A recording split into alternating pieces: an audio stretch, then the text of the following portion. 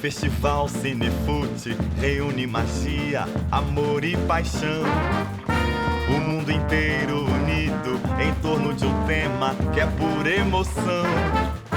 Diversidade na tela, talento e raça pra ser campeão.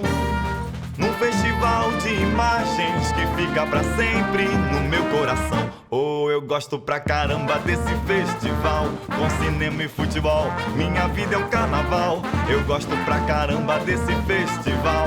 Com cinema e futebol, minha vida é um carnaval. O Festival Cinefute reúne magia, amor e paixão. O mundo inteiro unido em torno de um tema que é pura emoção. Diversidade na tela, talento e raça pra ser campeão. Num festival de imagens que fica pra sempre no meu coração. Oh, eu gosto pra caramba desse festival.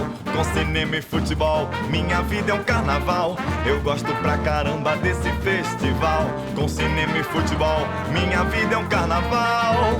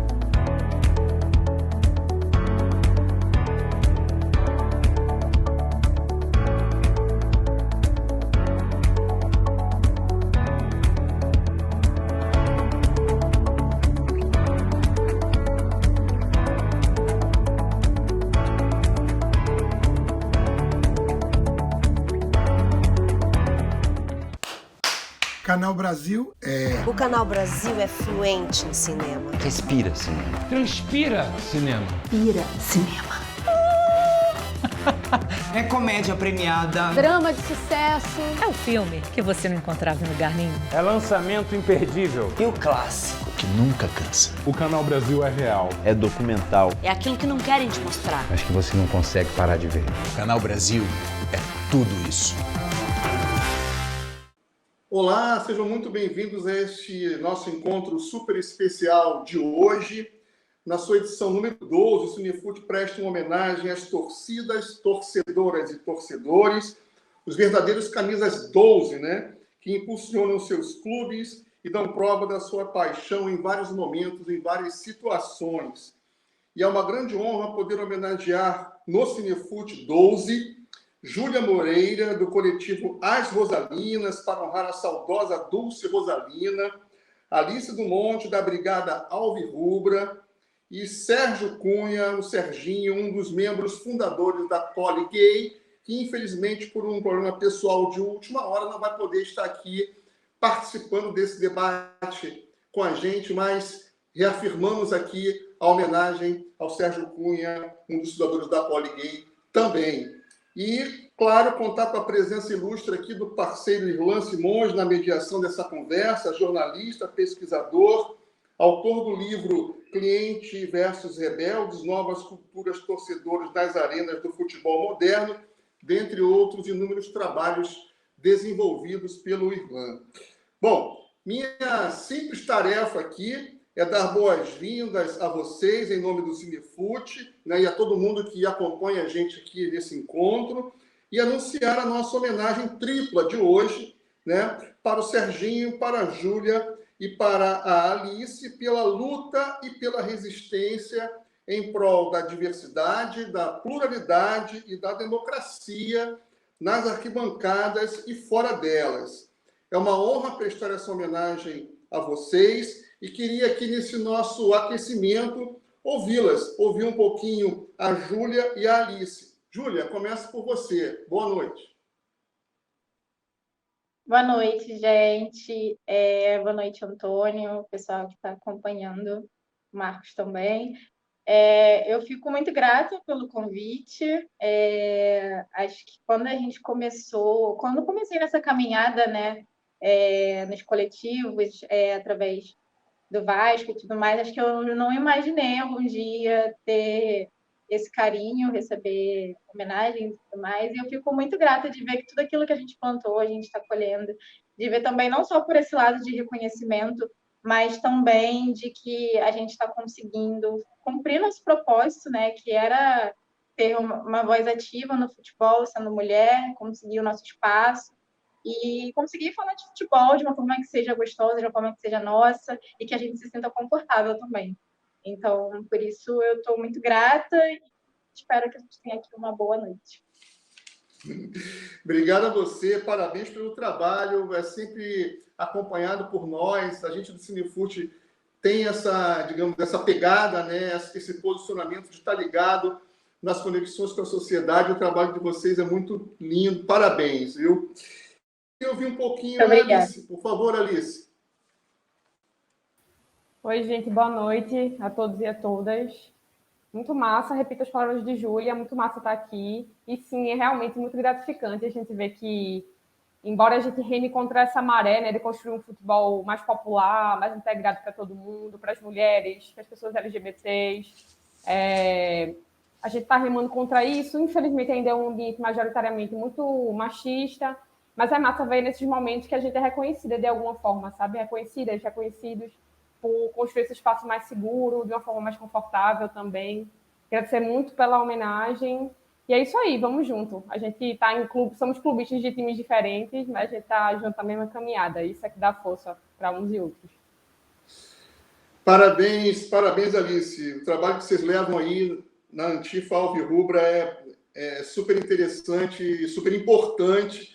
Siga em frente aí. Espero que essa nossa homenagem seja um estímulo aí para que nós possamos estar juntos aí nessa luta pela resistência. E, bom, essa nossa homenagem aqui, que é a nossa placa, perdoe pela repetição, a nossa placa Gold Placa, né, de todos os anos, né, aos nossos homenageados e homenageadas, será enviada para vocês e ao Serginho também, que tem uma trajetória muito também de resiliência, né, nesse campo das torcidas.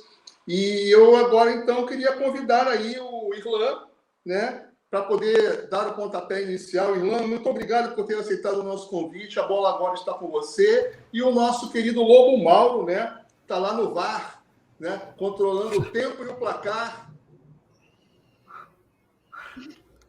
Não foi eu que removi o Antônio, não, hein?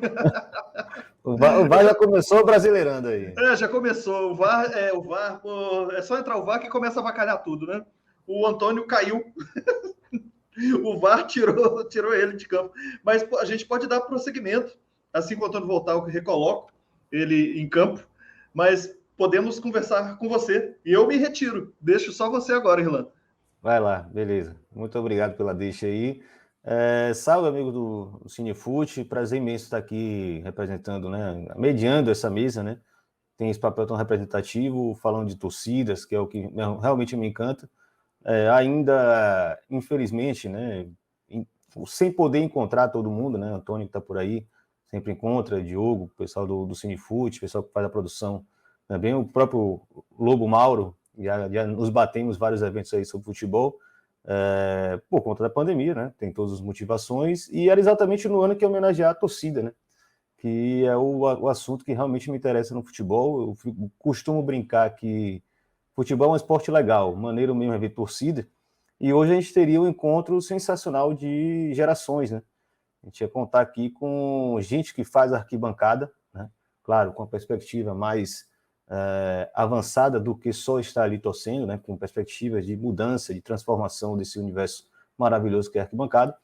Infelizmente, o mais experiente, né? O camisa 10 e a faixa não pôde estar presente com a gente, mas a base vem forte, né? Então a gente está falando aqui de que seria um encontro de gerações, talvez não vá acontecer como estava com a expectativa, mas a base vem muito forte, dois coletivos que têm uma representação muito forte, né? Duas mulheres que estão aqui com uma presença que engrandece demais essa discussão, com certeza vão dar um show aqui falando sobre a experiência de ser mulher na arquibancada, sem a menor sombra de dúvida, e tem muita coisa para a gente conversar hoje. Estou muito empolgado para ouvi-las e para aprender junto com essa trajetória delas. Só deixando aqui também, como sempre faço nos espaços, né, a menção ao nosso querido Gilmar Mascarenhas. Com certeza estaria muito feliz também de estar assistindo um espaço como esse, né, que nos deixou há 2 anos. Ele trazia uma discussão, um grande estudioso sobre estádios, sobre torcidas, né, sobre futebol como um todo, mas principalmente estádios. Ele trazia uma discussão muito interessante sobre a importância de nós, principalmente nós que somos homens e estamos estudando arquibancada, que tem uma perspectiva crítica com relação à elitização dos estádios, né, a gente não perder de vista que certa transformação dos estádios também proporcionou, né, um espaço mais tranquilo, mais confortável para determinados segmentos sociais. Então, de certa forma, hoje, inclusive, ouvir desses segmentos como é poder estar no estádio nos tempos atuais, que, óbvio, né, não eliminou a homofobia, não eliminou a misoginia, não eliminou por completo essa cultura, né, da masculinidade, da virilidade, da violência, mas, sim, tem de alguma forma se transformado, e a gente queria, acho que o bom debate hoje vai ser isso, discutir o que de fato se transformou, né, no futebol nos tempos atuais e o que pode ainda mudar e melhorar para que os estádios sejam de fato de todos, para todos e todas, né? Então, convido Júlia e Alice de volta para a tela. Vou começar primeiro, na verdade, por Júlia, né, das Rosalinas, explicar como essa iniciativa delas, né, um grupo de mulheres torcedoras do Vasco, que homenageia, né, um ícone das arquibancadas brasileiras, não só do Vasco, a primeira mulher líder, né, de torcida no Brasil. Júlia, fica à vontade, pode apresentar para a gente. Boa noite mais uma vez. Obrigada, Irlan. Então, acho que minha trajetória no futebol, né, veio desde antes, acho que é preciso a gente relembrar isso, que eu também estive no movimento Vascaínas contra o Assédio.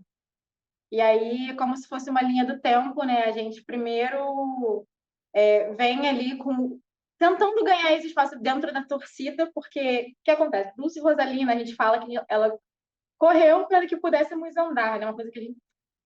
Dulce Rosalina andou para que pudéssemos correr, uma coisa que a gente sempre costuma falar ali dentro da torcida do Vasco, porque foi a primeira mulher presidente, né, de uma torcida organizada, e a gente já tinha essa inspiração, uma coisa que já vem desde antes, né, não é desde o Rosalinas. A torcida sempre, né, feminina, sempre viu na Dulce Rosalina uma referência, né, toda essa figura que era Dulce, não só para o Vasco, mas para o futebol, de uma certa forma, né, foi a mulher também que inventou a chuva de papel picado e tudo mais, então ela tem várias referências ali que ela trouxe para o futebol. E aí, falando, né, sobre o movimento Vascaínas contra Assédio, a gente surge em 2018 e a gente começa a quebrar um pouco daquilo que parece que foi esquecido, que Dulce plantou, né, que era o local da mulher ali na arquibancada. A gente veio de um pouco antes da criação do movimento, de uma série de assédios na arquibancada no que tinge ali o ambiente Vasco, né? E não sei se vocês vão lembrar agora, mas teve o assédio da jornalista Bruna Deltri, que ela foi beijada ali na porta de São Januário. E aí depois teve uma assessora do Vasco que também sofreu esse assédio. Então, ali, junto com esse movimento, nasceu também uma força, né? E aí, além da força, obviamente, vem também a repercussão, vem também, de uma certa forma, o respeito por aquelas pessoas que estão sempre ali em São Januário, né, na arquibancada e tudo mais. Eu acredito que isso tenha deixado a gente mais confortável também para poder buscar, assim, nosso espaço de uma certa forma dentro da mídia também, né? E aí o Rosalinas, ele vem em 2020, né, durante a pandemia. Eu estava um pouco afastada do VCA durante a pandemia, até por questões assim um pouco óbvias, né, que a gente teve que era mais presencial, né? E aí fica um pouco mais difícil a gente trabalhar de uma forma virtual. E aí acabei me afastando. E eu estava conversando com uma outra amiga minha, se chama Juliana Bernardes, um beijo para ela, inclusive. E a gente veio pensando assim, poxa, a gente acompanha vários rapazes, né, que fazem programas e falam sobre futebol, a gente já acompanhava outros canais no YouTube também. Isso sem contar a grande mídia, né, que, como esse que é mais do que óbvio, majoritariamente feita por homens e homens brancos, né, ou quando tem uma mulher também tem essa questão racial, toda essa questão, né, que a gente fala sobre mulher, mas é muito além do que isso, né? E aí a gente pensou em montar um coletivo que fosse um coletivo para falar de mídia, porque o que acontece? Eu sou muito grata por tudo que o movimento Vascaínas contra a Assédio me trouxe e faz hoje, que continua construindo, né, um movimento que ainda é ativo. Só que o que passou a me incomodar era que eu, como mulher, eu era vista para falar, então, sobre coisas de mulheres. Então, a gente recebia algum convite e a gente falava sobre machismo, a gente falava sobre assédio, a gente falava sobre todas essas coisas que, assim, que são a nossa história também, mas a gente ficava muito presa a isso. E aí viu-se uma necessidade também, né, da gente de falar de futebol. Assim, a gente pode falar sobre machismo, a gente pode falar sobre assédio, a gente pode falar, né, sobre o empoderamento da mulher. Eu acho que isso é necessário, mais do que necessário, inclusive, a gente tem que estar falando sobre isso, sim, mas a gente também pode ir além, a gente pode falar sobre futebol, a gente pode falar sobre o problema que deu no jogo tal, sobre as questões, né, de arbitragem e tudo mais. A gente é livre para falar sobre isso também. E se a gente não via esse espaço na mídia, então por que não construir o nosso próprio espaço? E foi daí, então, que surgiu, né, o Rosalinas, como uma inspiração, uma homenagem à Dulce também, né, essa mulher que tanto fez pela gente. A gente segue levando a palavra de Dulce e a gente segue também ali em busca do nosso espaço, né, para a gente poder falar sobre futebol, para a gente poder falar sobre outras questões além das bandeiras que a gente carrega, que também são muito importantes. Perfeito. Já vou fazer uma provocação, já que você acabou só fazendo uma apresentação, né, do grupo. Eu acho que é interessante também. Vocês têm tido uma participação interessante próxima ao clube, né? Você tem acompanhado muito as discussões, tem sido, inclusive, enfim, ouvidas, né? Eu acho que tem esse papel interessante de fazer essa articulação da torcida com o clube. Claro que a conjuntura é totalmente distinta, né? Mas o nome da própria Rosalina também leva um pouco disso, né? A torcida organizada era uma representação da torcida, né, dentro do clube, junto ao clube, né? Vocês, obviamente, não se veem como torcida organizada, né, mas como um grupo de torcedoras, né, do Vasco, algumas provavelmente sócias, que também têm essa vontade, esse ímpeto de participar do clube, né? E, assim, como é que vocês se imaginam avançando nesse debate, ampliando essa discussão e as pautas que vocês pensam em levar para o clube também? Claro, já superando um pouco a ideia né, da discussão só do assédio, que foi uma pauta específica, na conjuntura que vocês acharam que era necessário, mas agora você já tem outra visibilidade, né, com a ideia da Rosalina. Como é que vocês imaginam assim, esse avanço?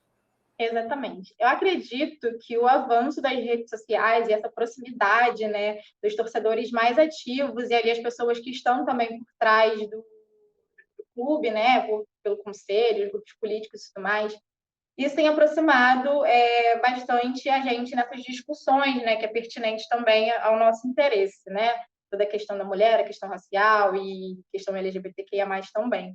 Então, a gente acaba virando, de uma certa forma, nós que somos mais ativos, né, e falamos sobre isso, uma referência. E aí eu vejo também que é um interesse de mão dupla, né, de duas vias, porque o clube, ele quer, de uma certa forma, também... Posso falar que é só por marketing, mas é interessante para o clube, né, que se fale sobre essas pautas hoje em dia, e também é interessante para a gente por essa necessidade também de firmar a nossa existência. E aí a gente tem esse contato, a gente fala algumas vezes, assim, não é um contato que a gente tem de uma certa forma sempre, pelo contrário, às vezes a gente tem até uma certa dificuldade em falar e tudo mais, porque eu acho que é muito difícil, assim, quando a gente é uma referência, mas a gente é uma referência, como eu te falei, para falar em determinados assuntos, né? Para falar, talvez, no dia 8, que é o Dia da Mulher, ou para falar no Dia das Mães, ou falar em alguns pontos assim. E aí eu acho que quando a gente vê que a gente está sendo usado assim como uma ferramenta de engajamento, é um pouco chato. Mas eu posso dizer também que melhorou muito, porque se a gente não tinha nada, hoje em dia, pelo menos, a gente tem um contato, né? A gente pode falar e a gente pode criticar, sabendo também que a gente vai ser ouvida. Então, eu acho que isso é um ponto positivo que a gente melhorou e caminha aí também para dias melhores. E também um fato que eu gostaria de citar foi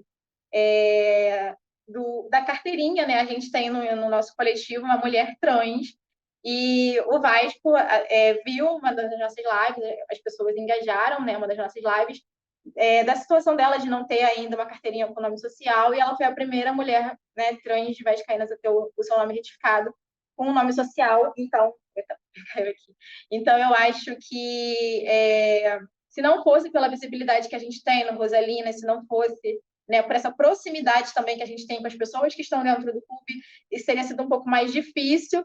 E assim, não por essa menina, né, que é do nosso coletivo, a Fabris, inclusive muito querida, um beijo. Não é pela Fabris, mas também são por todas as outras pessoas também que estão vindo por isso, né? Porque através da Fabris, né, ela foi só a primeira, a gente espera que mais e mais pessoas aí venham também a ter seu nome retificado. E aí, por detrás disso também já veio, né, a campanha dessa blusa aqui, que é lindíssima, inclusive, né, que é a blusa que o Vasco fez de orgulho LGBTQIA+. Então, a gente vê também que a gente estar ali também é um avanço, porque a gente acaba vindo também não só pela gente também, mas por todas as outras mulheres que vêm depois, todas as outras pessoas que vêm depois também. E é isso. Eu sei que é um caminho muito difícil. A gente hoje, acho que a principal coisa que a gente fala de discussão de Vasco, de melhoras, é a gente criar um grupo que seja de campo popular, porque não existe no Vasco hoje um grupo que seja popular. Então, a gente sabe que é um caminho muito difícil, mas a gente está aqui trazendo essa discussão, a gente está aqui movimentando as pessoas e estamos caminhando devagarinho, mas a gente está chegando lá e o diálogo tem melhorado, então acho que é para frente que se anda. E muito grata também às pessoas do Vasco que nos ouviram e que nos acolheram de uma certa forma. A gente espera que isso não seja só um compromisso da gestão atual e nem só um compromisso pontual, mas que seja algo para sempre, né? Porque acho que não importa, as pessoas que estão dentro do clube, elas vêm e vão a todo momento, né? Mas a torcida é um patrimônio que deve ser zelado por todas as pessoas que estão lá no momento, porque é o que sustenta o clube. E quando a gente fala de Vasco, vocês aqui, todo mundo sabe que é a torcida que carrega o Vasco nas costas, né? Isso não é mentira, isso é uma verdade. Então, eu acho que a gente, sendo esse patrimônio, sendo o maior patrimônio do clube, a gente deve sim receber esse carinho, receber esse afago, essa atenção e esse respeito também, né? Por todas as nossas questões que não são individuais, são coletivas, por nossas diferenças. Então, acho que é sobre isso. Excelente. Vou aguardar a troca. Pronto, aí já foi substituído. Pronto. Júlia, agradeço aí suas respostas. Eu tenho alguns questionamentos, mas eu acho que eu vou fazer com vocês duas juntos, porque aí fica mais maneiro, que vai ser um bate-bola. Então eu vou chamar a Alice para ela já se apresentar. Já você volta para a tela com a gente. Alice, mesmo sentido, né? Explica um pouco o que é a Brigada Alvirrubra e também sua trajetória de torcedora. Acho que essas coisas, né, se cruzam aí e se complementam. E já deixando uma saudação aí pro seu timbuzinho, que tá bem. Tá mais ou menos, né? Não. Um pouquinho na marolinha, no meio de tabela. Melhor que o Vitória. Sofrendo menos que você, com certeza. Primeiro, antes de falar da minha trajetória da Brigada, que se cruzam, né? Primeiro vem depois eu na Brigada. Eu queria falar para a Júlia que essa blusa do Vasco está a caminho, assim, na minha vida. É uma das que vai entrar para minha coleção. Realmente, eu tenho uma simpatia leve pelo Vasco e por essa camisa, assim, eu fiquei, não, eu preciso comprar, dessa vez vai ter que rolar. Ela é linda e o Vasco é muito querido. Te envio uma de presente, se a gente tivesse a oportunidade de se Ai, que maravilha, incrível. Encontrar. Obrigada, Júlia. E aí, então, o que acontece? Eu frequento os Aflitos desde 2006, eu acho, mais ou menos. Acho que eu tenho uns 10 anos, 2006. Sou bem jovem ainda. E faz parte da minha vida. Assim, o Náutico cumpre um papel na minha vida que eu costumo dizer que acho que ninguém, nem nenhuma outra atividade de entretenimento cumpre. Quando eu era criança, era uma coisa de entretenimento, né? Eu ia para ali, não entendia muito bem como funcionavam as coisas, com o tempo fui entendendo e tal. Mais tarde eu criei uma relação diferente com o Náutico, de um amor e de uma raiva, de um sofrimento que todo torcedor e torcedora apaixonado cria.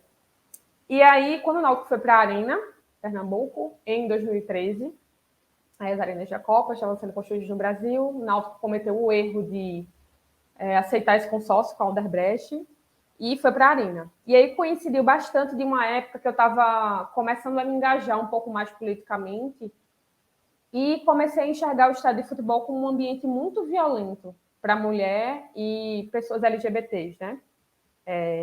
E eu era como se eu fosse violentada duplamente ali. Eu pensei, não, esse espaço não é para mim, eu preciso me afastar daqui. E coincidiu também com o fato de a gente estar, agora Série A, né, mandar os jogos num estádio que era muito longe de onde é o estádio atual do Náutico, o que sempre foi seu, né? O estádio dos Aflitos, no centro do Recife.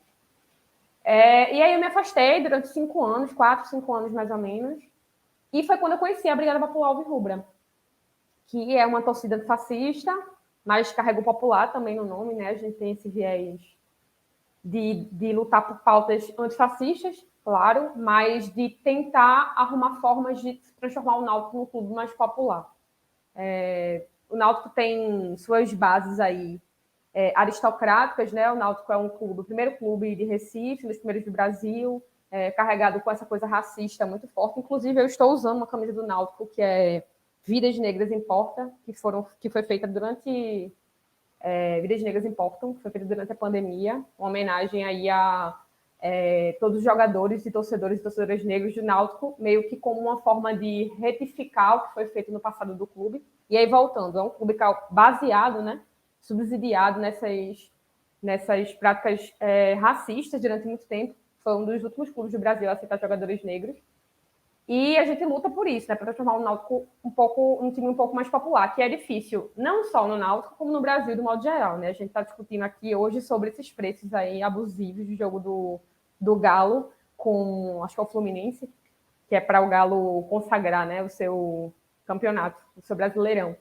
E aí é isso, assim, Júlia estava falando um pouco sobre essa coisa do engajamento, de sempre chamarem a gente para participar dos espaços, quando falam sobre coisas que a gente é. Isso é uma coisa que a Brigada bate muito, sabe? A Brigada é composta por homens e mulheres, pessoas LGBTs, e a gente fala muito sobre como a gente pode conversar sobre um futebol e uma arquibancada mais plural, né? Sobretudo, um futebol mais popular para a classe trabalhadora, né? Porque, convenhamos, gente, o futebol é esse entretenimento consumido em grande parte pela classe trabalhadora, e os preços que são praticados hoje no Brasil são impossíveis, né, para um trabalhador ou uma trabalhadora conseguir colocar dentro da sua conta ali, familiar um ingresso de um jogo que vai mais, sei lá, 3 cervejas, se for levar o filho, além de um ingresso a mais, a filha, uma coca, uma coxinha, enfim, é impraticável, fora a passagem, né, o deslocamento.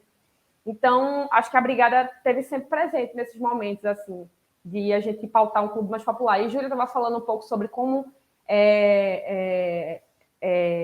havia uma inserção maior do coletivo dela dentro do Vasco. Infelizmente, isso não acontece no Náutico ainda com a Brigada e com outros torcedores fascistas. A gente tem também no Náutico a Timbu Antifa, que também não consegue se permear. O Náutico é um clube muito tradicional, muito fechado. Inclusive, a gente está vendo aí, não sei se vocês estão acompanhando, um caso de assédio, né, de um dos diretores do Náutico com uma ex-diretora que, enfim, está rodando o Brasil inteiro, inclusive virou notícia internacional. E é isso, assim, a gente tá junto, a Brigada, outras torcidas também, para construir o futebol e a arquibancada como um ambiente menos inseguro, menos violentador, mais popular, sobretudo, para que seja pintada de povo, de fato, a arquibancada, que a gente possa fazer uma festa e ser feliz, né? Sem essa balela de que dentro da arquibancada a gente pode fazer tudo, porque é um momento de extravasar. É um momento de extravasar, mas a gente tem responsabilidade e a gente precisa pensar que ali existem pessoas que torcem, que são diferentes, é importante frisar isso. A gente é diferente uns dos outros, né? Mas que a gente está ali naquele momento de união, de amor pelo nosso clube. E acho que é isso, por hora. Depois a gente conversa mais. Beleza. Você tocou em 2 pontos que eu acho que engloba um pouco o que eu queria provocar, né? Essa questão dos clubes pernambucanos que ganharam destaque esses tempos, né? Tanto o Sport quanto o Náutico, por posturas inaceitáveis de pessoas que têm poder dentro do clube, né? Claro, não estão como diretores, estão como conselheiros, mas, enfim, no caso do Náutico é um diretor, né?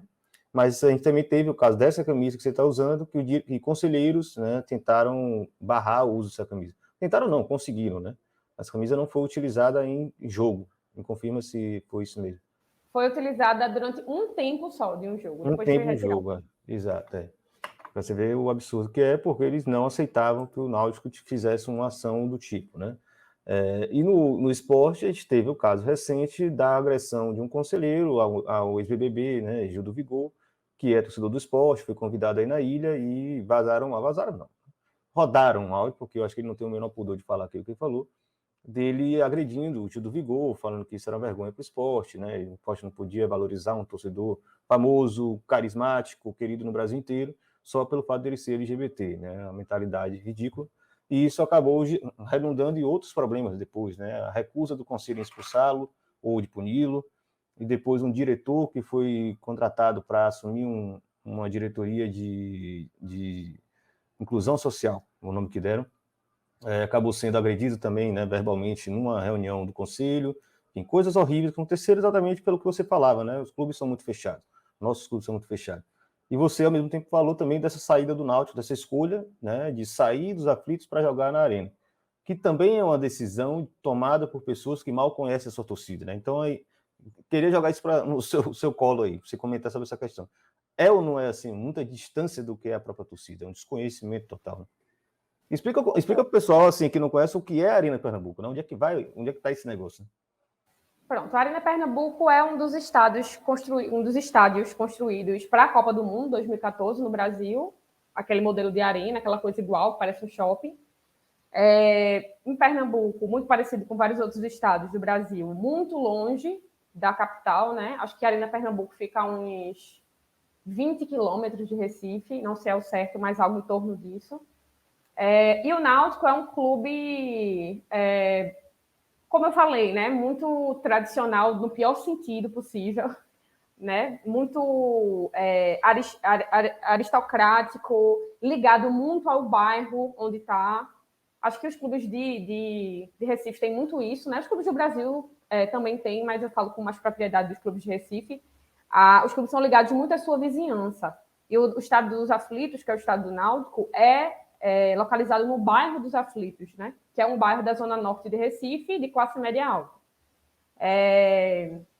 E aí o Náutico saiu daqui, né? Foi feito esse consórcio da diretoria à época do Náutico com a Odebrecht. O Náutico tinha ligação na época. Quem estava na diretoria do clube era parente do então governador do estado, né, Eduardo Campos, e houve essa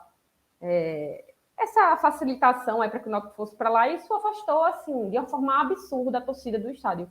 Eu não consigo nem falar com tanta propriedade do que foi o Náutico durante esses anos na Arena, porque eu fiquei majoritariamente longe do Náutico enquanto o Náutico estava lá. E eu acho que isso foi um movimento que aconteceu com muitos torcedores e torcedoras.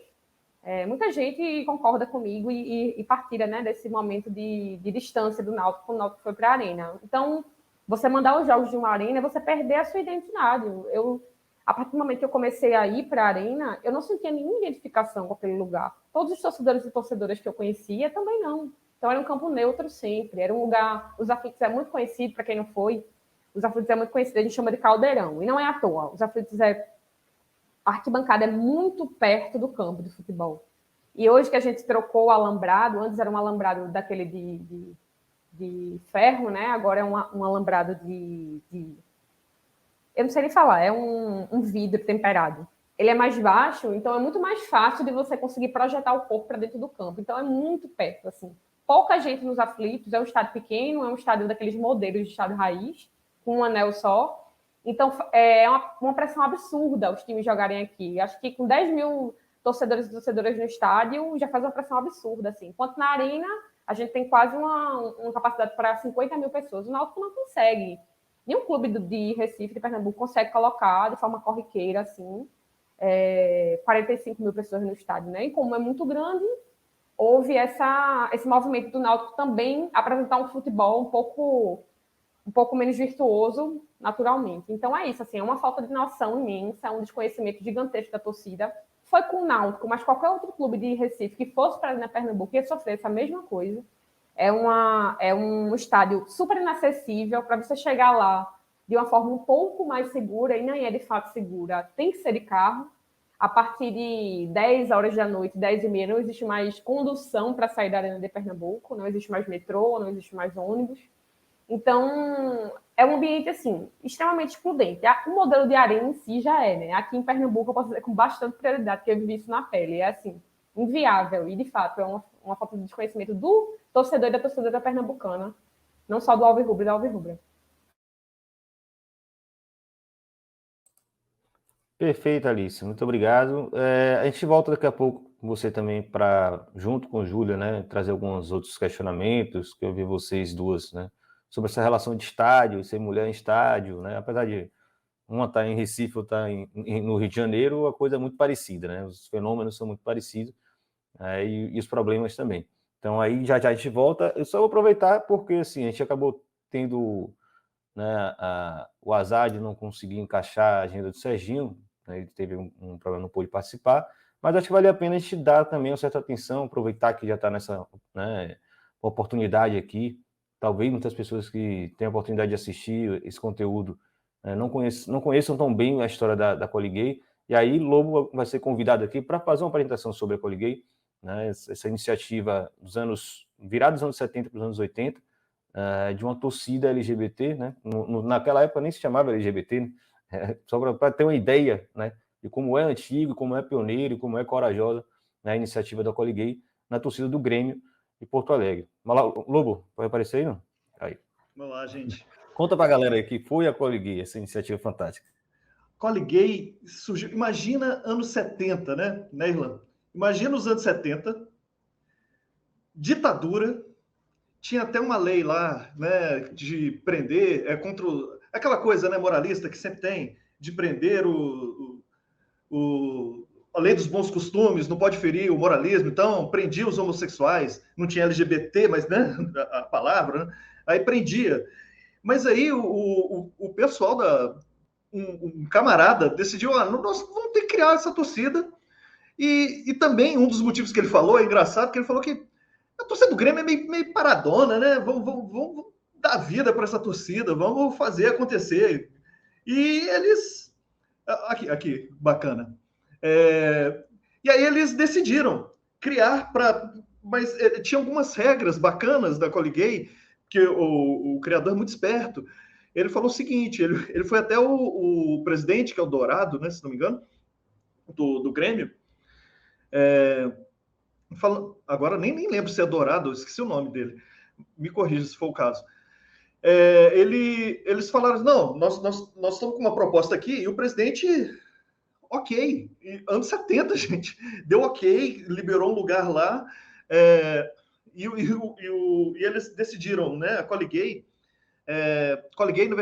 o nome veio de uma boate, né, Coliseu, se não me engano. É Coliseu. Coliseu, e aí fez uma junção, e eles falaram, não, algumas regras. Não pode beber, porque a gente não vai beber, a gente não vai brigar, a gente só vai ser feliz, mas vocês vão aprender karatê para se defender. Aí os caras têm karatê para se defender. Agora imagina também a torcida colorada, né? Caiu em cima. E a torcida gremista, a parte gremista, pô, que vergonha. Eu lembro, eu sou Atlético Mineiro, né? E eu lembro quando o Calil lançou, nos anos 90, uma camisa de treino rosa. Gente, foi uma maluquice. Eu lembro dessa camisa rosa, e foi um sucesso de compra. As mulheres compraram, mas homens compraram. Eu fiquei arrependido de não ter comprado. Eu era novo e ainda era muito mané. Mas é impressionante. Uma coisa que eu vivenciei nos anos 90, eu estou imaginando nos anos 70. E foi uma coisa...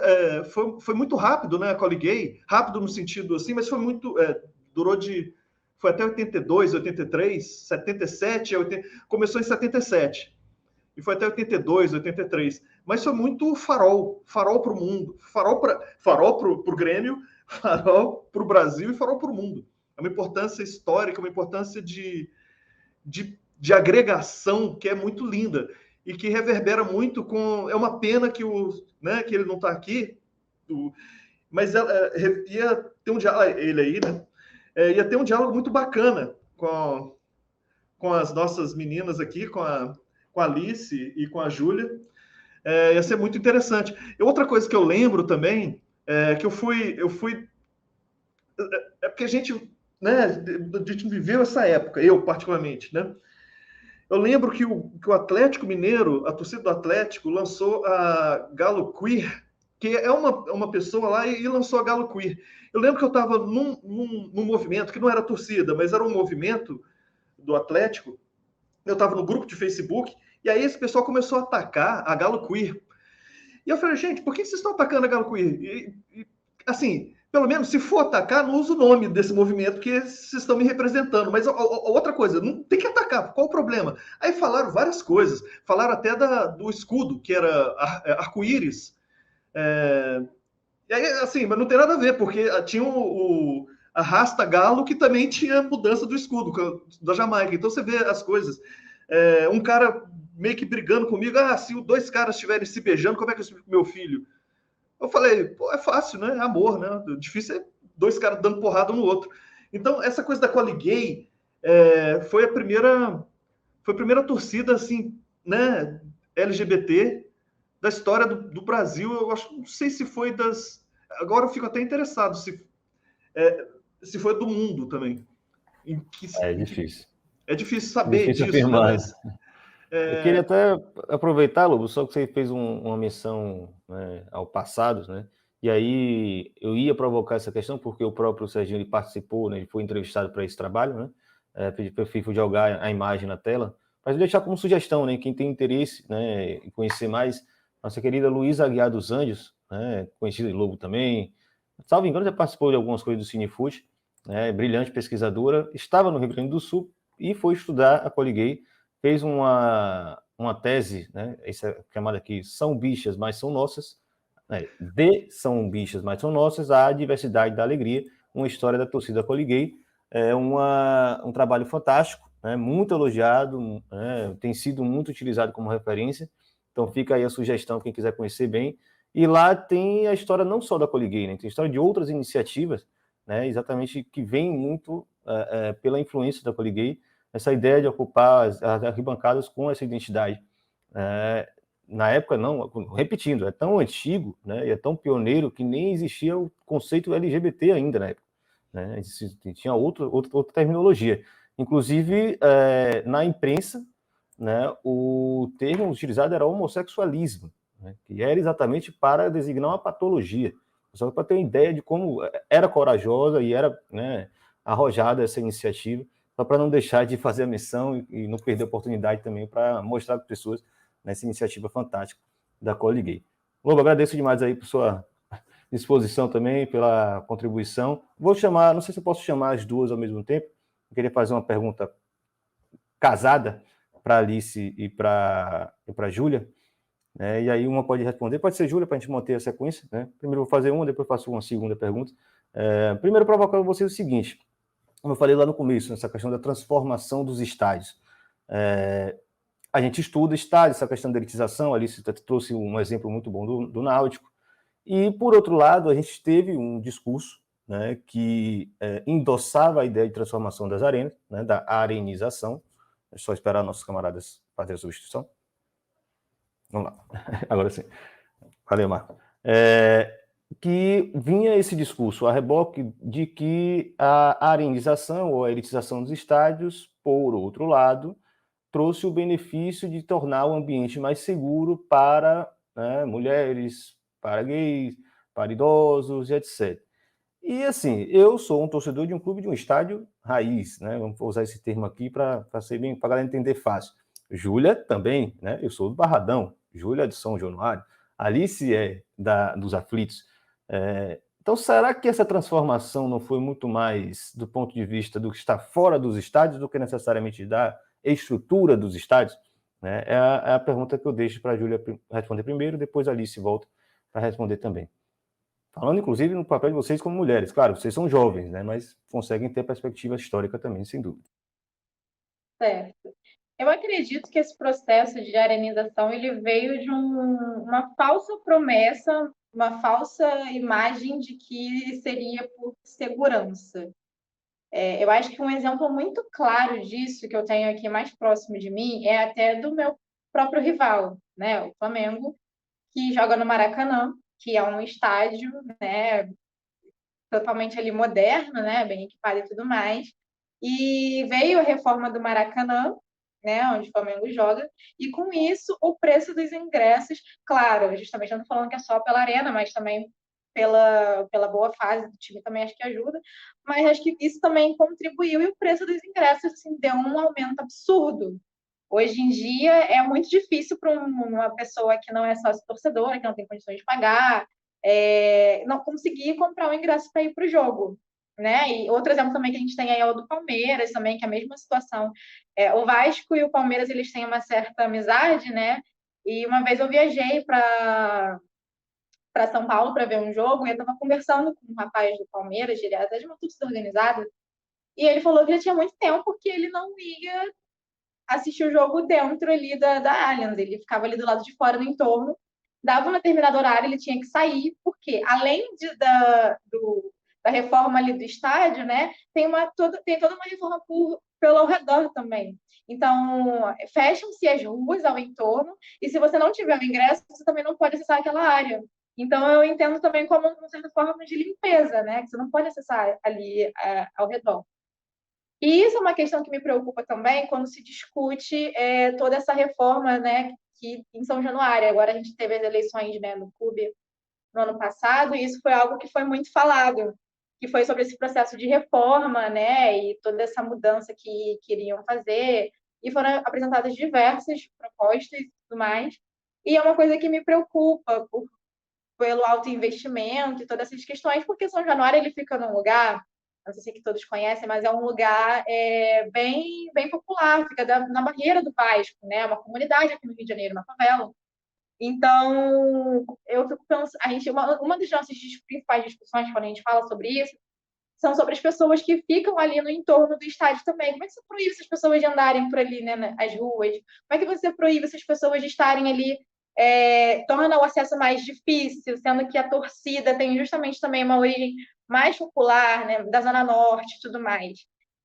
Inclusive, a gente tem até uma live no programa das Rosalinas, que a gente discutiu sobre isso, né?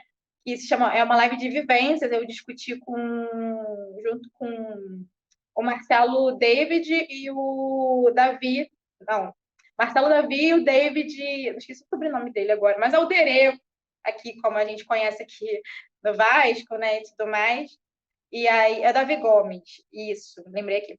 E a gente fez ali uma live, a gente discutiu sobre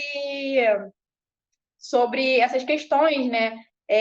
Que essa limpeza também a gente pode, às vezes, levar também para uma discussão mais racial, né? Porque a gente sabe que as pessoas que são mais populares, tudo mais, que vêm ali de muito mais longe, que vêm da Baixada, que vêm ali do entorno também ali da barreira do Vasco, são pessoas pretas, e aí a gente, com isso, com toda essa reforma, a gente afastaria também essas pessoas ali do estádio. Então, eu acho que quando a gente fala sobre esse processo de além da questão dos estádios, a gente também fala sobre uma questão social, né? É muito além do que só uma reforma falando de arquitetura. Tem toda uma discussão também das pessoas que frequentam o estádio, da torcida, a questão também racial, é uma discussão que precisa ser levada em consideração. Então, me preocupa quando a gente fala sobre reforma em São Januário.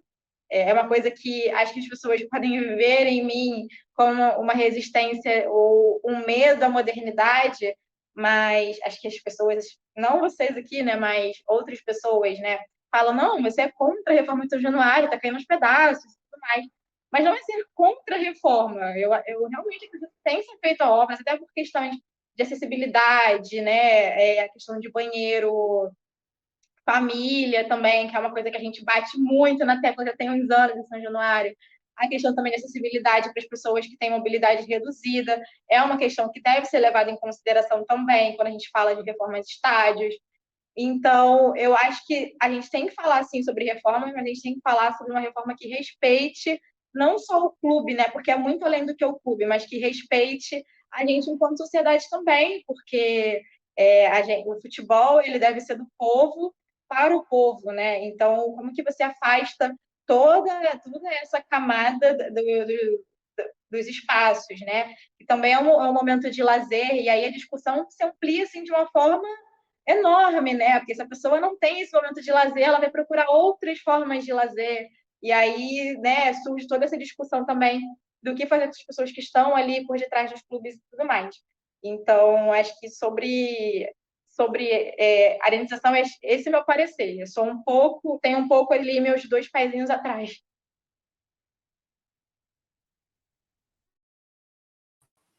Já posso entrar? Já posso ir? Vamos embora. Tem ninguém aqui me impedindo, vamos embora. Vai lá. Júlia, é isso, assim. Eu não vou recomeçar a minha fala do início, porque tu colocou os pontos majoritariamente concordo com todos. Majoritariamente concordo com todos. E trazer algumas outras coisas que é isso, né? Tu falou sobre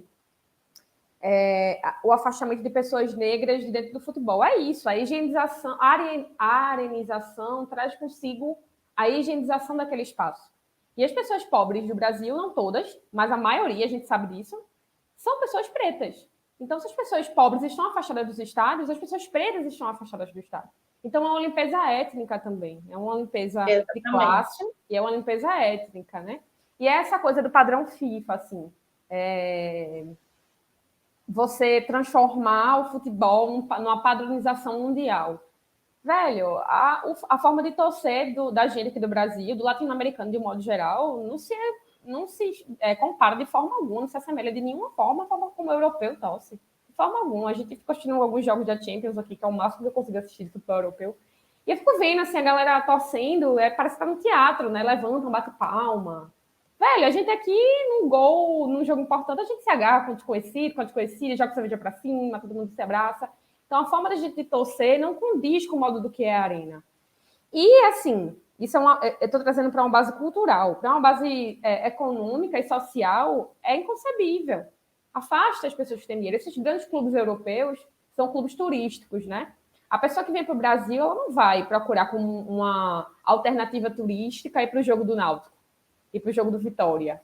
Ela pode, sei lá, procurar com uma atração turística para o jogo do Flamengo, que é um time que está em grande mídia nesse momento aí, na América Latina, no mundo, de modo geral. Mas na Europa, não. Na Europa, as pessoas vão para lá para ver como se fosse um museu, como se fosse uma grande atração turística mesmo, né? E é isso, verdade. assim. Não tem condições. E aí, como tu falou uma coisa interessante, que às vezes as pessoas acham que eu sou contra a modernização. Engraçado que isso resvala na gente também. Pô, a gente tem que melhorar várias coisas. A gente tem que melhorar os banheiros, que às vezes nem porta tem, às vezes não tem água, às vezes não tem sabão para a gente lavar a mão. A gente não gosta disso, né? Nenhum torcedora gosta disso. A gente quer melhorar nossos estádios. Mas mantém no cerne do que é a comunidade, que é ligada ao time. De uma forma que o estádio continue recebendo pessoas pobres. Futebol é para receber pessoas pobres. E, digo mais, quem sustenta o time indo para um jogo de 21 horas na quarta-feira é a classe trabalhadora. Os grandes figurões que pagam valores altíssimos de mensalidade, eu vou esperar a troca, que pagam valores altíssimos de mensalidade, os grandes cartolas, eles não estão ali no dia a dia. Se falasse do Vasco, são um clube que é sustentado pela torcida. Acho que todos os clubes que não estão hoje na grande mídia são sustentados pela sua torcida. E é isso, é o maior patrimônio do clube. E a Arena vai super de contra tudo isso, afasta a torcida mesmo, sem condições. Oi, gente. Eu vou quebrar o protocolo aqui um pouquinho. Nós vamos todos quebrar. A Laisa vai quebrar o protocolo. Porque a Laisa, né, que está fazendo a intérprete, a gente está falando de acessibilidade, ela falou comigo que ela é vascaína e adora as suas alinas, né? Está adorando essa live. Então, eu vou pedir para ela fazer a pergunta e deixa eu ver se o Marcos está por aí para ajudar a Laisa. Marcos, eu vou te colocar aqui, tá? E vou sair agora. Laisa, é contigo. E aí, meninas, estão me ouvindo? Estamos. Pode falar. Primeiramente, saudações, né? Saudações. Vascaínos, isso aí. A minha blusa eu deixei de molho, porque na situação atual, só deixando de molho um pouquinho. Mas eu queria aproveitar que quando o Mauro falou sobre a live, eu me senti, de certa forma, muito honrada por estar aqui, não só como mulher, mas também como torcedora. A minha família é tradicionalmente vascaína, E a gente tem a história, a gente já fala muito, a gente discute muito sobre história, sobre a direção do Vasco, sobre os jogos. E pegando esse gancho, né, mas saindo um pouco da pergunta anterior, eu sei que a Rosalina ela veio para desmistificar, né, que as mulheres não entendem sobre o futebol. E eu gostaria de perguntar à Júlia, aproveitando que a Alice também está na live, e perguntar se vocês recebem muitos haters de homens que falam que mulher não sabe nada sobre futebol. O tempo todo. Assim, no Vasco, eu vou falar como que essa questão é um pouco mais delicada, porque na última eleição que a gente teve do clube, tornou as coisas um pouco mais à flor da pele, porque foi muito conturbada. E a gente teve uma polarização, né, das pessoas que eram a favor, né, da eleição online e direta, de uma forma mais democrática e tudo mais. A gente teve pessoas que eram contra toda essa forma que foi feita a eleição do clube. E as pessoas que ficaram contra, elas são, assim, de uma certa forma, um pouco mais radicais e agressivas, né? E são pessoas que começaram a jogar esse hate em cima da gente. Assim, desde aquela época, que foi justamente coincidiu com a época que a gente começou também com Rosalinas, e a gente ali, no programa, a gente não tem uma chapa, não tem grupo, não tem nada, mas a gente defende uma coisa que acho que é o primordial de um movimento que busca ali, né, um campo popular, que é a democracia. A gente acredita na democracia, não, que deve ser respeitada não só no Brasil, mas também dentro do Vasco. Então, a gente se posicionou ali, né, a favor de uma eleição que seja mais democrática, que seja direta, que seja online e que seja respeitando o estatuto do clube.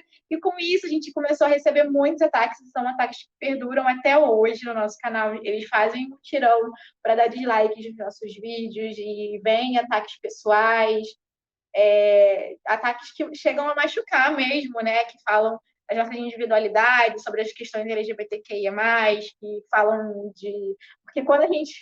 É tudo um pouco mais complicado, né? Quando os ataques vêm aos homens, eles têm várias coisas para xingar, mas quando para a mulher, eles chegam a falar das nossas questões físicas, né? E falam de coisas que machucam mesmo. Então, esse ataque a gente vem recebendo, sim.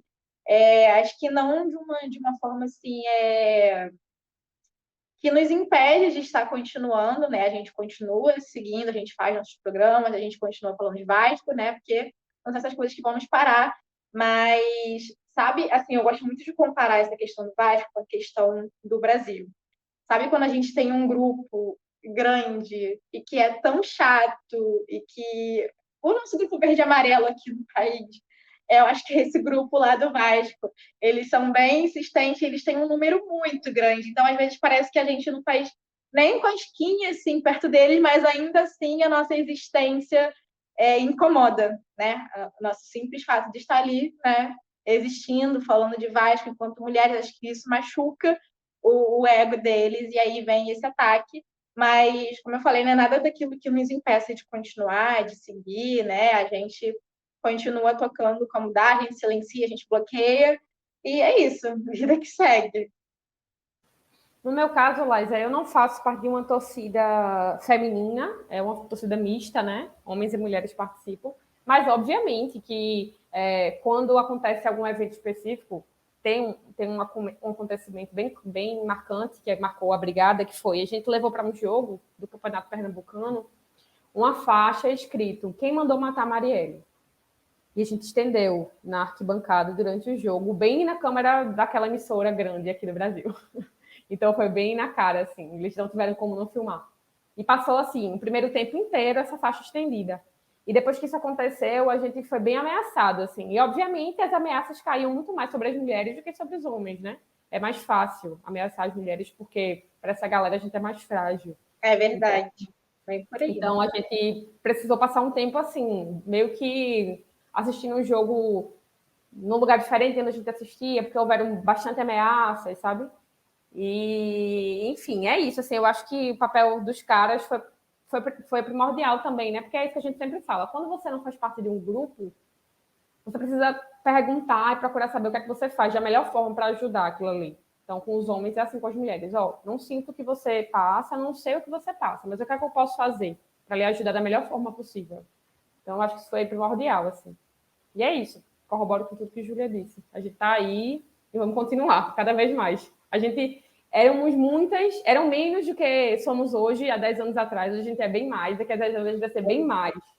Até uma hora que a arquibancada vai ter mais mulher do que homem, porque é a imagem do Brasil, né? A gente é a maioria. É isso. Grato, Marcos. Grato, Laisa. Agora eu vou tirar um pouquinho o Marcos para dar uma descansada e vou retornar com o Irlan. Mas que sejam mulheres populares, né? Só para fazer o destaque aí. Que, né? Com certeza. Mulheres que também não dá para engolir, às vezes. Vamos dizer quais, mas muito bem. Não, valeu demais, foi excelente participação. Laisa, inclusive, muito obrigado pela contribuição. A gente já estava com, né, o acréscimo estourado, mas, enfim, mas foi tão boa a provocação que valeu bem demais e acho que o VAR liberou. Antônio me pediu para dar um recado aqui. Dia 8 de dezembro, o Cinefute exibe Três Cores e Outras Mais, é o nome do filme, né? Um curta-metragem dirigido por Frederico Franco e Rafael de Campos, sobre Sérgio Cunha e a Coliguei, né? Homenageado. O Sérgio Cunha é homenageado, assim como a Coliguei também, né? Pela história que fez dessa nossa sessão aqui, assim como Rosalinas, obrigado ao Virrubra. Eu agradeço demais, né, a oportunidade de trocar essa ideia com vocês. Não sei se eu tenho que fazer mais alguma cerimônia aqui, mas é isso. Acho que vocês podem, talvez, deixar um último recadinho para quem está assistindo a gente, né, que se interessou por esse debate aqui, e como encontrar, né, o coletivo. Acho que Júlia até botou, né, as Rosalinas, a arrobazinha aí, mas vai que aparece um alvirrubro desinformado aí, Alice. Você fala o seu também. Mas vai lá, Júlia, primeiro, né, como chegar em vocês e o próximo passo. Certo. Gente, eu gostaria de agradecer, né? Eu acho que já estou desde a hora que eu cheguei aqui agradecendo, mas realmente é muito importante para a gente estar aqui nessa discussão, né? Representando Rosalinas.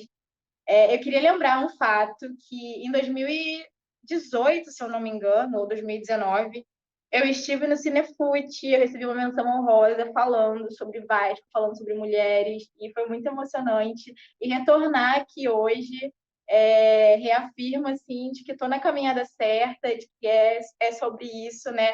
A gente tem que continuar falando, seguindo, porque é um legado que a gente traz, e também não é só por gostar, acho que além disso, mas é porque é necessário, né, que a gente continue falando. A foto aí, ó, no Cinefute. E eu acho que além do reconhecimento, né, que eu acho que é muito importante, é mais pelo carinho, né, porque conforta. A gente estava falando aqui sobre o hate que a gente recebe e tudo mais. A gente vem de um tempo que é tudo tão difícil, é tanto ódio, é tanta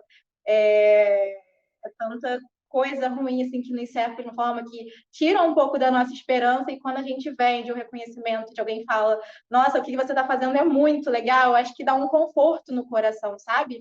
E aí acaba que é um ânimo para a gente continuar falando, para a gente continuar tendo aqui o nosso espaço, continuar crescendo também. Então, eu agradeço demais todos vocês que estiveram aqui hoje, agradeço pelo carinho, pela homenagem, e para quem está assistindo também, e que para todas as pessoas que nos cercam, né? A gente tem uma rede de apoio muito boa, né, no Rosalinas, então queria até deixar um beijo aqui para a galera do nosso grupo, do Telegram, que também está sempre junto com a gente, as pessoas que nos assistem também. Então, é por isso que a gente segue, principalmente porque a gente gosta de falar de Vasco, tá tudo meio complicado, tá tudo muito difícil, mas a gente gosta de falar de Vasco, e também porque a gente se sente confortável e a gente quer que outras pessoas também venham depois da gente e continuem aí falando, conquistando seus espaços. E é isso, é gratificante demais, né, a gente chegar até aqui hoje. E seguimos na luta, né, pelo nosso espaço aqui dentro do Vasco e no Brasilzão aí como um todo. Gente, muito, muito obrigada. A gente está nas redes sociais como As Rosalinas, a gente tem Twitter, a gente tem Instagram, e a gente também está no YouTube toda quinta-feira, às 9 horas da noite, aí batendo um papo super legal.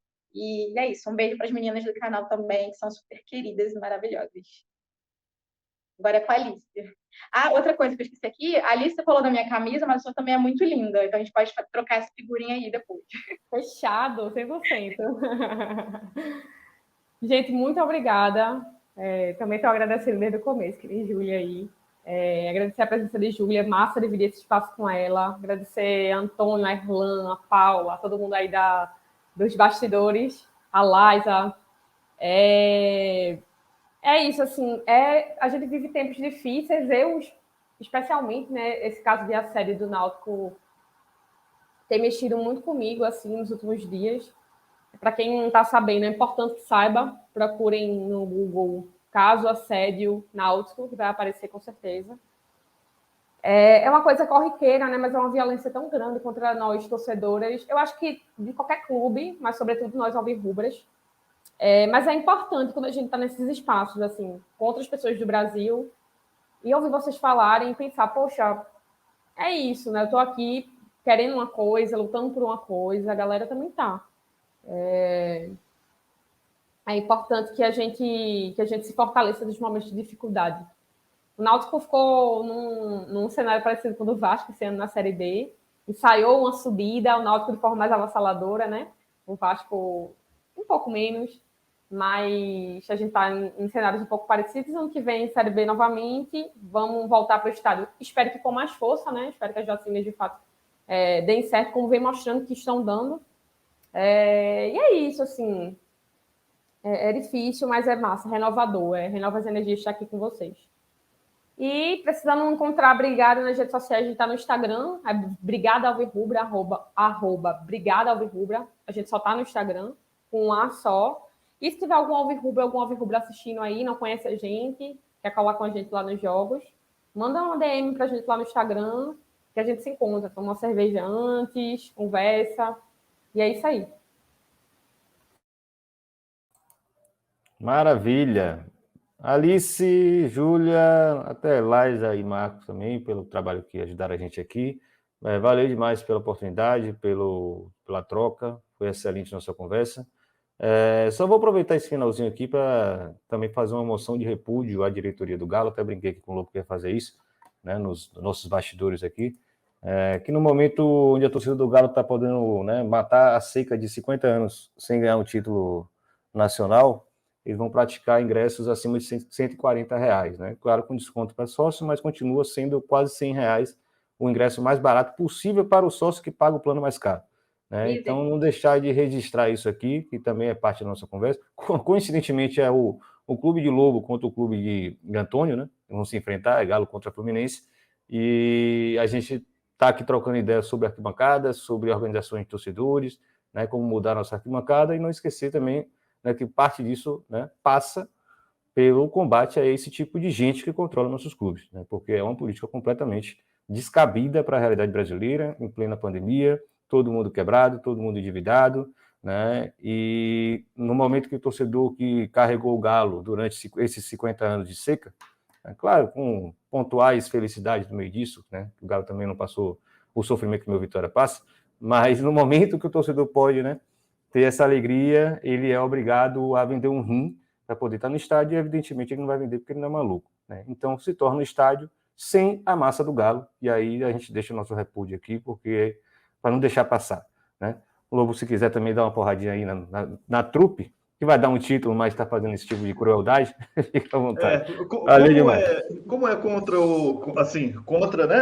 o nosso querido Antônio, né, contra o Fluminense, não, eu assino embaixo a sua moção. Porque o que estava acontecendo e o que ocorria até um pouco antes da pandemia é que na hora do Galo lá embaixo, aí chama a galera, né? Ingressa R$10, na hora de roer o osso, na hora de carregar o time nas costas, mas aí na hora do filé mignon, preço nas alturas. O Galo talvez seja campeão pelas circunstâncias, talvez, dependendo, pode ser campeão contra o Bahia, lá em Salvador. Tem um ingresso lá, quando foi anunciado, 1.700, estava mais fácil ir para o Bahia. A viagem estava R$1.600.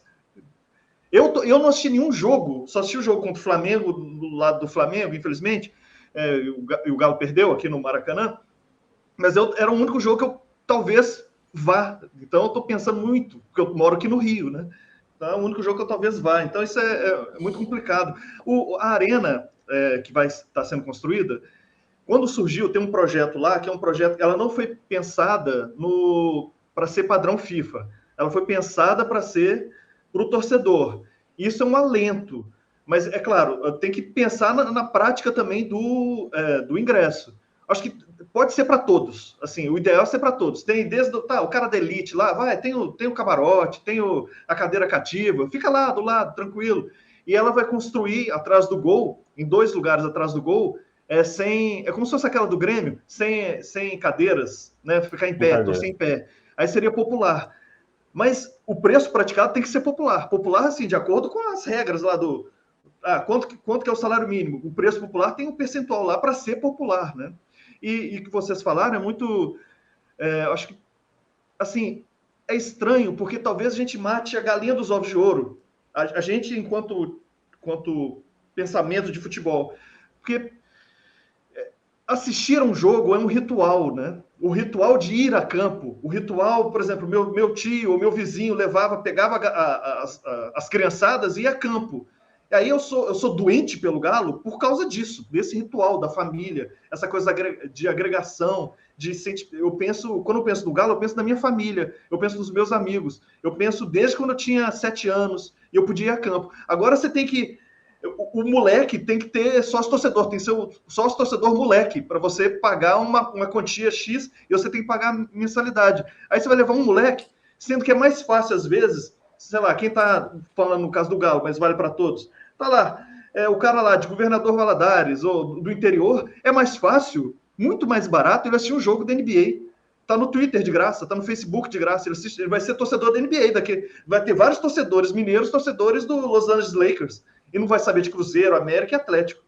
Então é meio complicado. Tá, falei demais. Antônio, já que eu te coloquei, você meio que saiu, né, da outra vez caiu, queria ouvir uma palavrinha sua também. Poxa, amigos, amigas, que felicidade essa conversa de hoje aqui, que acerto nosso com esse time de convidados aí. Estou muito feliz aqui. Agradeço muito a Júlia, a Alice, ao Irlan, a você, Mauro, a Paula Alves, nossa produtora, ao FIFO aí na tecnologia, a Liza e o Marcos pela interpretação de Libras, que é sempre maravilhosa, e a todo mundo que nos acompanhou aqui, né? Quer dizer, eu desejo muito que vocês, Júlia e Alice, sigam firmes aí na causa e na luta de vocês, que também são as nossas causas e as nossas lutas, tenho a certeza disso. Muitíssimo obrigado a todo mundo, sigam acompanhando o Cinefute, né? O Cinefute esse ano totalmente online, na Insaí.tv, com uma programação composta por mais de 70 filmes, falando de todas as faces e olhares do futebol. Então, aproveitem a nossa programação. Muito obrigado mais uma vez. Tchau. Tchau, gente. Mas eu coloquei a Paula, porque em homenagem à Paula, né? Tem um grande festival, Fêmina, eu acho que ela tinha que estar aqui, tem que falar, né? Vivo Fêmina. Então, pois é, eu quase fiz uma pergunta, mas a Liza me representou também, então tá ótimo. Um beijo a todos e todas. Muito obrigado. Muito obrigada. Sucesso aí, tchau.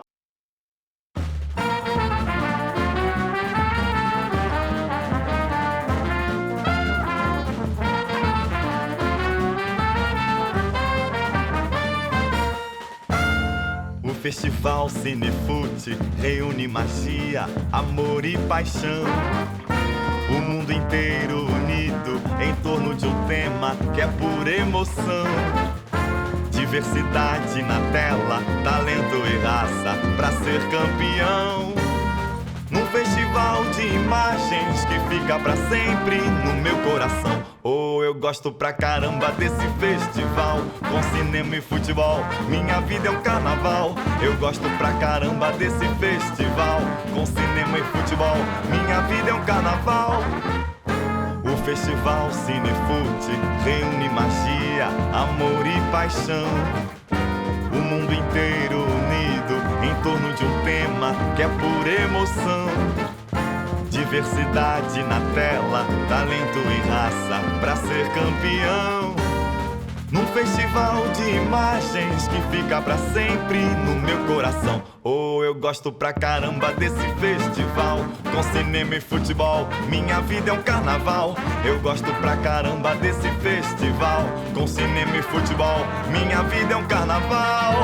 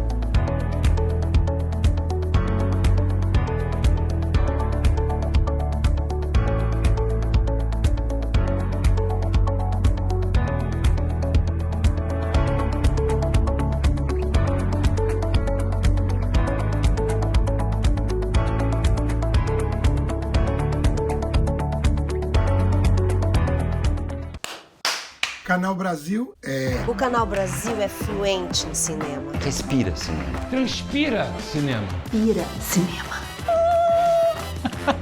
É comédia premiada. Drama de sucesso. É um filme que você não encontrava em lugar nenhum. É lançamento imperdível. E o clássico. Que nunca cansa. O Canal Brasil é real. É documental. É aquilo que não querem te mostrar. Mas que você não consegue parar de ver. O Canal Brasil é tudo isso.